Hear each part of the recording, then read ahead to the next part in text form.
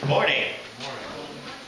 We're going to be in Psalms chapter 139 this morning, if you want to head that direction. We don't really have a whole lot of scripture this morning, and I have a lot of points that I would like to talk about this morning, but I really struggled trying to put it all together. So I feel like we're going to have a wild goose chase this morning.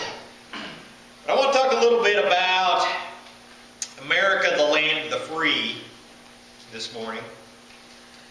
I think as Americans, we take our freedoms seriously. We like our freedom, and if you really think about it, and think about how our country was founded, how pilgrims were searching for religious freedom, and they risked life and limb and death to pile on these little bitty boats and sail across the big ocean to go somewhere where they may or may not have knew even existed. All for freedom. We think about the wars that have been waged. Think about our United States Declaration of Independence. It starts out, it says, "We hold these truths to be self-evident, that all men are created equal and they are endowed by their Creator with certain unalienable rights, that among these are life and liberty and the pursuit of happiness." Our freedom, something that very important to us. We get a little rustled up when somebody talks about taking away our freedoms. You know, my kids like their freedom. They like to be able to do. They like to just be able to just do whatever they want, you know. And that works out pretty good at my house, as long as there's no problems. You know, we get along good. We get all the chores done. We don't trash the house. We don't do anything wrong. We don't have any fights. Everybody's happy. We don't have to make rules. But when we start having problems, well, here comes the way some of the freedoms get taken away. That's kind of what happens in the case of government. See, when our freedoms, when we start doing wrong things, then the government steps in and takes things away. Let me just give you an example of what I'm talking about. Let's say I'm a big deer hunter and I like to deer hunt. And let's say my neighbor, he's a big deer hunter and he likes deer hunting too. Okay? Well, there's a big buck deer running around our property. Sometimes it's on my property, sometimes it's on his property. Now, he's told me that I can't go over on his property and hunt this big deer. Well, I'm driving home from work one day and I see that big deer just out behind his house, just hanging around his yard. So I decide that I'm just going to go shoot that deer.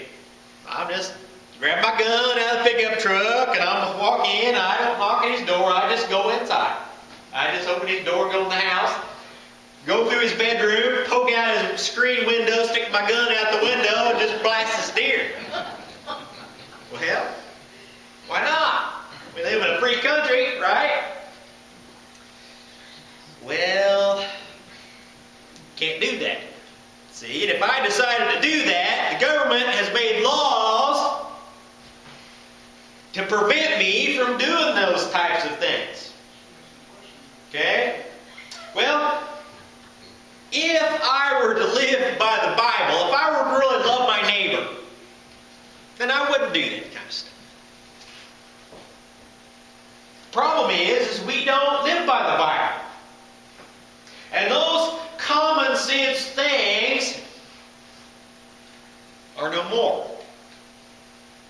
So the government makes a law, and it makes another law, and it makes another law, and another law, and another law, and See, George Washington, he understood something. And he said, it is impossible to rightly govern the world without God and the Bible. You see, he understood that we could not make enough laws to cover every possible scenario if the people didn't abide by the Bible. He's a smart man. And so we have all of these laws. I'm always amazed at why it is that the government makes all these laws. I don't understand why we don't get rid of some of them. When I talk to a politician and I say, well, I'm going to send you to the government, I want to send you to Washington, but instead of making laws, I'd like for you to get rid of about 10. Just every day, just get rid of it. But we have to have laws because people don't want to live by the Bible. And it's unfortunate. It's unfortunate for those of us who live by the Bible, those of us who cherish the Word of God, because the government is not always the best judge of what's right and what's wrong. I'm going to give you an example about that. Before I talk about that, I want to first qualify what I'm about to say. And I just want you to know that I am all about women's rights. If there is a poster child for women's rights, you would be looking at it. Okay? But when Kim and I got married, and she told me, I want to go back to school. When she went back to school, she said, I want to go to work. She went to work. She said, when the kids were little, she said she wanted to stay home with the kids. She stayed home with the kids, and when she decided when she'd had enough of that, she went back to work. And she got tired of that, she went back to school. All right? When she decided she didn't want to fix supper, I fixed supper. I'm all about it. I am all about women's rights, okay? But when we had Beth was little, she was just not real happy. Beth was. And we got her, and I remember at 10 o'clock she was born, and we'd been up all day long. Beth cried and cried and cried, and she cried all night long. And that little girl would cry and cry and cry and cry. And I remember when we had Ben would cry too, but he was just it wasn't real loud for some reason. When Beth cried, woo, she had lungs. And I mean, she was loud. Now, Beth was crying one night, and let's just say Kim got tired of listening to the crying, and she just went into her room and stuck a pillow over her head and killed her. Now, you would say that that's wrong. You would say that if Kim just decided she was going to suffocate her because she wouldn't stop crying, that that's wrong. Okay? That she wouldn't have that right. She would not have that right to end her life because her constant crying was keeping us up or causing us some sleepless nights. Okay? But for some reason, the government has said that a woman can abort her baby just months before they are born. And that's okay. And so we have to ask ourselves, how is one thing okay and how is the other not? Because if Kim were to suffocate our child law, she would go to jail. But if she were to abort the baby just months earlier, well, that's fine. We have to ask ourselves, when does life begin? Because in our Declaration of Independence it says that we are created with certain unalienable rights. Of that is life, liberty, and the pursuit of happiness. When does life begin? You see, the government has decided that life begins at birth. Well, old George Washington said we need to look at the Bible. And so that's where we're at in Psalms chapter 139. We're going to go jump down here to verse 13. We're going to read 13 and 14. I'm going to start with the King James Version.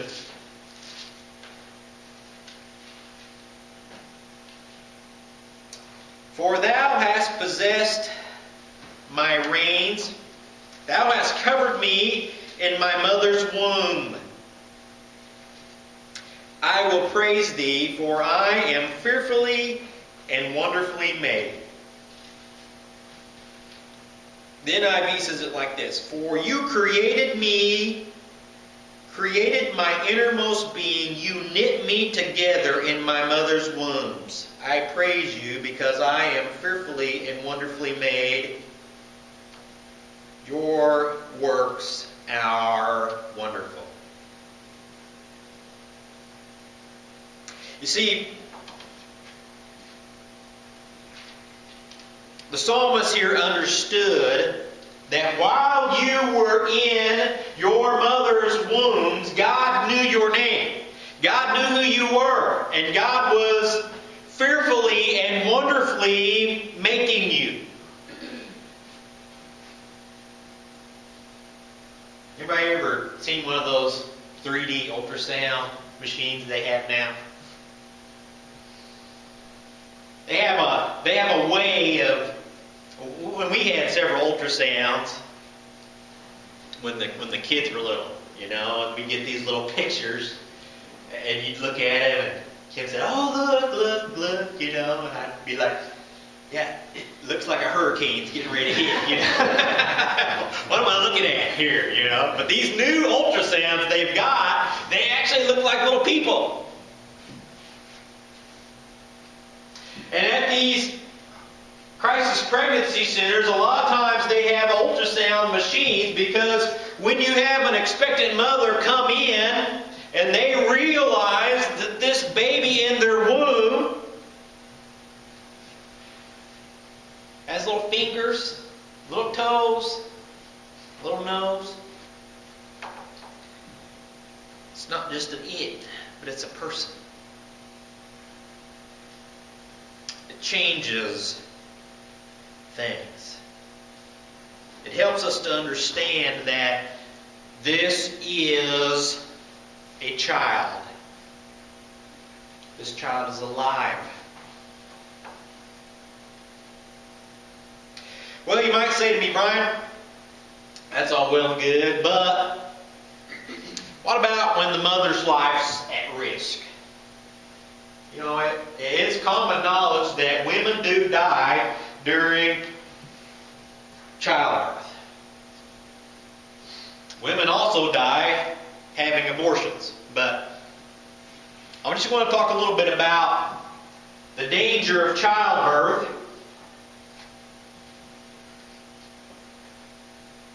And I would venture to say, if you were to take a stroll down the child cancer ward, if you were to go over to St. Louis and you were to see all these kids in there that have cancer and they don't have hair, struggling for life, one of the saddest things I could possibly imagine as a parent. Knowing that your child has a terminal illness that they are probably not going to survive from. If you went down and took a poll of the mothers of the children in this ward, I can imagine probably most of them would say that they would take their place. Now, I could be wrong on that, but I know if my child was sick and if my child had a terminal illness, I would, without second thought, exchange my life for theirs.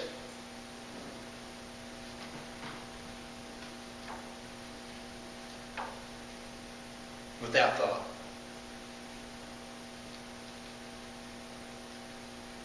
See, I think the government has gotten it wrong.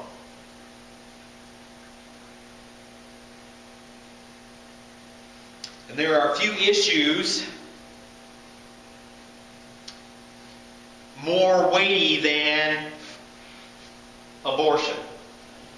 There are a few things that are more about life and death to me.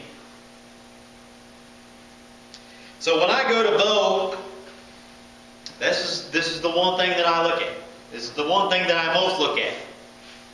Is whether or not the person that I'm voting for believes in the sanctity of life.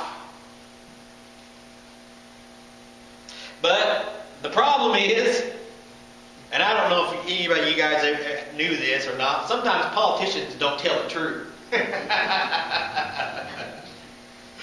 They may tell you one thing and do the other thing. It's hard to believe that they would do that.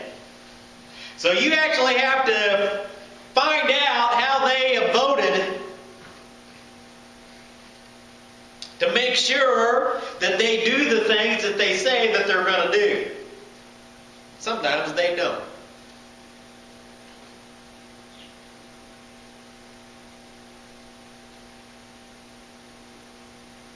What if my beliefs are wrong?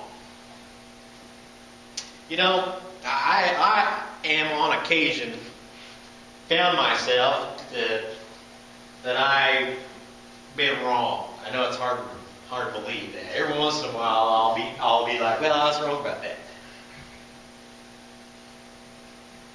So what about this abortion thing? What if I was wrong about that? Maybe, you know, it's not murder, you know, maybe it's I'm wrong on that. I think I would rather err on the side of life. You see, if I'm wrong about this, well then we've got some children that are going to be born. They're going to cause some people to be a little inconvenienced.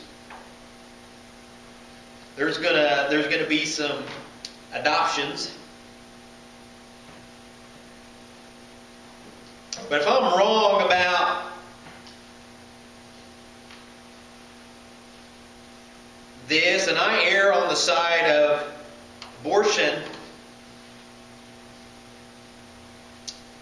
then I've just said, well, it's okay that we murder innocent life. And I don't think I want to err on that side. This morning I want to have a song of invitation, and I want you to think about those innocent little lives that are lost every year. See, I never really thought about this. I just really wasn't much into politics, and growing up, all the time I went to college, and I never really thought about those little unborn babies. I really didn't think a whole lot about them, even after we had Ben.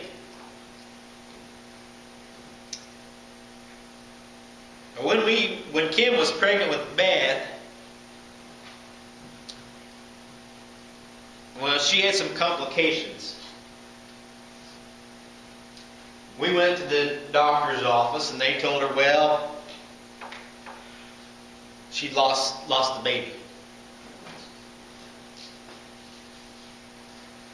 We eventually found her, but they lost her. She was just maybe a month pregnant. And it was hard for us. We were excited. And so our pastor, he came over to the house, and I remember sitting on the couch having prayer, shedding tears over this little baby that wasn't any bigger than a peanut.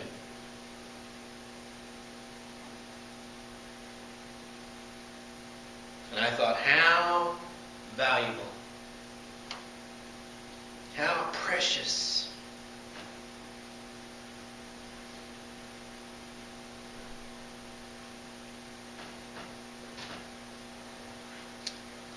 And I would exchange anything in the world for her.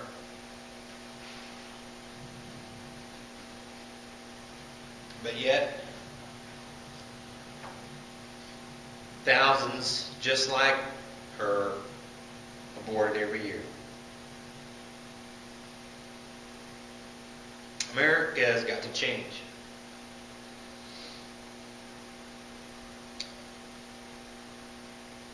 We have to change our hearts. We have to change our thoughts. We have to look at what's wrong and call it what it is. Abortion is murder. I